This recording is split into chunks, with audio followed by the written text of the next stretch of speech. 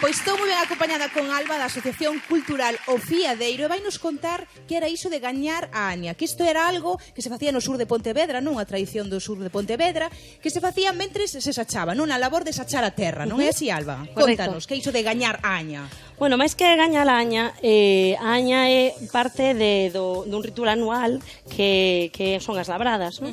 Entonces, cando unha labrada, pois, era unha labrada grande, e a xente que contribuía ou que iba a traballar na labrada, ben fora polo xornal ou ben fora a servir, pois, cando a labrada era grande, se botaba a aña, quere dicir, pois, no momento de chegar a merenda ou no momento de rematar cando un dos grupos de labradores chegaba ao cabeceiro, pois eso. Cando se acababa, aí é cando se botaba a aña, non? Que era ao final, pois tamén que acababa cunha merenda, con comida e tamén con cantar, non? Exacto, cantar e bailar e comer, que ao final así acaba todo. Sí, sempre. E hoxe ides reproducilo aquí, neste escenario, non? É unha reproducción dunha labrada de Queimadelos, de Mondariz, da miña terra. E, bueno, pois, imos facer unha pequena representación de unha labrada. Pois ben, imos vela logo da man de O Fiadeiro.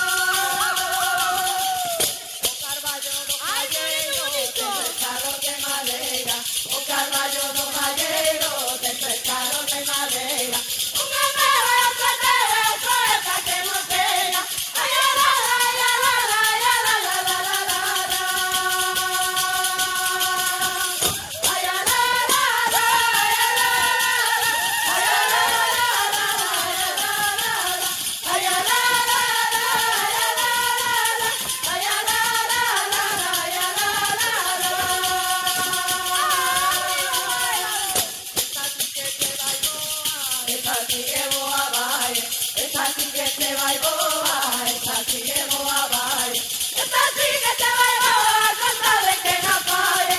Ay, la la la, la la la, la la la la la la. Ay, la la la, ay la la la, ay la la la, ay la la la, ay la la la, ay la la